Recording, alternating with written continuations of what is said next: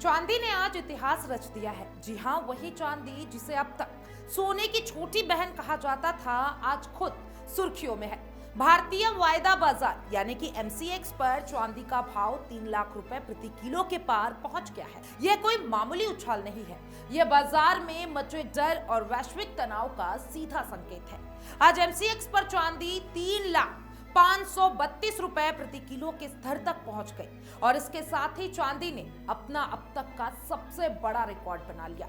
अगर आप सोच रहे हैं कि यह तेजी अचानक क्यों आई, तो आपको पीछे ले चलते हैं। अप्रैल महीने में चांदी का भाव करीबन 95 से 96 हजार प्रति किलो का था और आज सिर्फ 9 महीने में चांदी ने करीब 200% से ज्यादा का रिटर्न दे दिया है।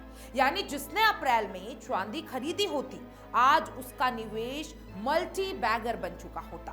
देखिए, हैरानी की बात यह है कि सिर्फ जनवरी महीने में ही चांदी की कीमतों में करीब 25% की उछाल देखने को मिली है।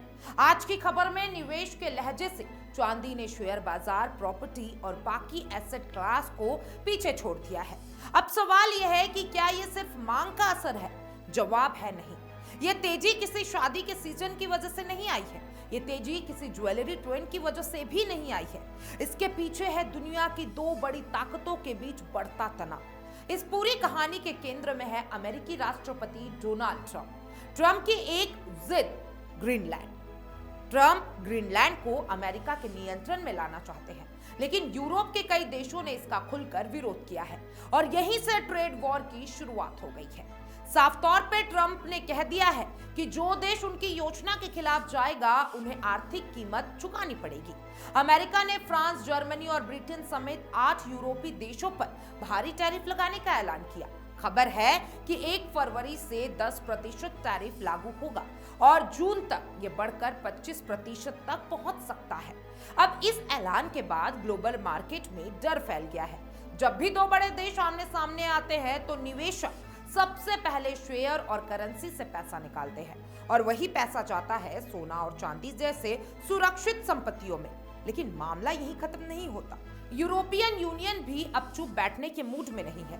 फ्रांस के राष्ट्रपति इमैनुएल मैक्रो और अन्य यूरोपीय नेता अमेरिका को जवाब देने की तैयारी में हैं। यूरोप अपने सबसे मजबूत हथियार यानी कि एंटी कोर्शन इंस्ट्रूमेंट का इस्तेमाल कर सकता है। इसके तहत अमेरिकी सामान पर करीब 93 अरब यूरो यानी कि 108 अरब डॉलर का जवाबी टैक्स लगाया जा सकता है। इस तनाव का असर सीधा ग्लोबल कमोडिटी मार्केट पर दिखाई दे रहा है। सिंगापुर में स्पॉट गोल्ड 1.6% बढ़कर $4,668 प्रति औंस पर पहुंच गया है।